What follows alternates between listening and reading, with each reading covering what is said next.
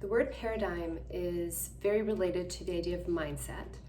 And one thing I really like about the word paradigm is that its roots are tied to the idea that we can know one thing better when we can see something else next to it. So when we are immersed in just that one thing, that one mindset, it's hard for us to know that there's anything else. And so what I just want to go over today is kind of a contrast of some things, some mindsets and paradigms that are very dominant in our lives, in how information gets passed down from one generation to the next, within society, social media, our organizations, and things like that. And there's a quote that I really love from Donella Meadows. I quote from her a lot, and her book, Thinking in Systems. And it's that, so she's explaining paradigm, and she's talking about it as one of the most powerful leverage points to change. So there's a list of 15, and at the very highest is transcending paradigms, which I'll get to in another video. But the idea of a paradigm itself is the mindset out of which the system, its goals, structures, delays, and parameters arises. So it's really important for us to know that we are, within our lives, especially work and family relationships and just our day-to-day functioning, there are these parameters and structures that exist, and they have to do with this mindset, and we're getting all these ideas from that. So one of the mindsets, in a sense, that are in a way outdated, and I prefer to use the word even incomplete, and we're constantly evolving our information and gathering more information.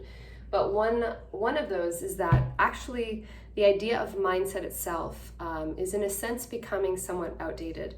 And what I mean by that is when we're talking about mindset, we are often talking a lot about a person going into their mind, and there's a fairly cognitive type of process that needs to occur. And that requires some verbal understanding of what's being explained and taught, as well as executive functioning and that kind of stuff.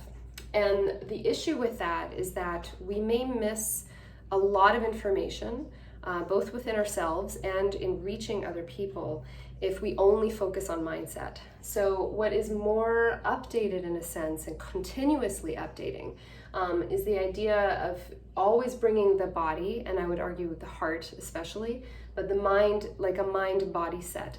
So our body is set in certain ways, and it's very reflective of our internal state. So our body is giving us so many clues, as well as our heart, and the rhythms of that. So the more that we can be talking about and becoming aware of motion, movement, and body, the more we are going to start to understand our mind. So if we are only talking about the mind and the brain, and we are not talking about the body and movement specifically, not just thought, but action and movement, and how thought kind of expresses itself into motion and movement. If we're not doing that, it's an incomplete understanding of the human experience and human behavior.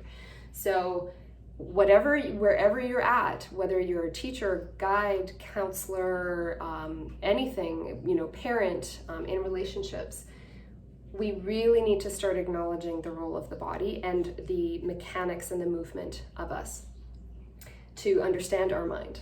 And so with that, there is an asymmetry that has occurred over the ages in terms of our education system and just how we deal with things, where we've been way too focused on verbal and cognitive processes and not on, first of all, the non-verbal and pre-verbal and visceral stuff, but also the idea of connection. So I'm looking at this as we have been too cognitive focused and not enough connection focused. If we are working with people, we're trying to change our own behavior or be with people where we hope that they will explore their potential. If we are not putting connection first, we are also depriving that person of actually activating the circuitry that they need to transform. Because the idea of connection and human connection is one of the most powerful platforms and catalysts to changing our behavior. So it's what Stephen Porges calls a biological imperative.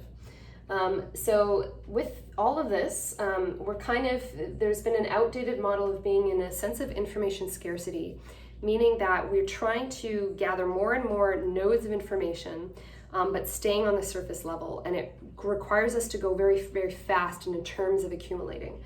But what this kind of new paradigm is showing us is that there's an information abundance, but it's in the micro moments, the micro movements, the micro moments, the micro experiences. And the more we slow down and actually allow for different information to kind of emerge from one moment, one micro signal, we are getting a lot of information.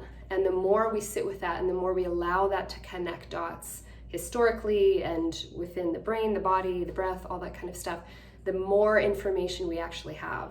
So it's going slower in order to almost increase the connectivity.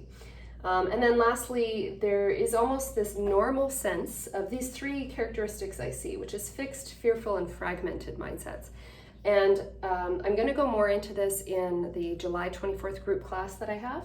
But the kind of more updated version of this is that instead of fixed information where we believe we know everything and it's just structured that way, we allow information to emerge, which is kind of tied to those other points. Fearful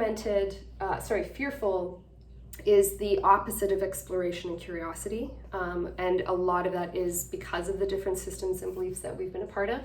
And then fragmented is this somewhat sometimes hypercoherent or asymmetrical activity that's occurring in the brain. And an expansive type of mindset is really allowing for a lot of nodes to connect. So if you want to hear more about that, I'm going to be going over it in my July 24th online group class. And I'm really going to focus a lot on these evolving types of paradigms and how we actually shift into them and help others move into them as well. Thanks.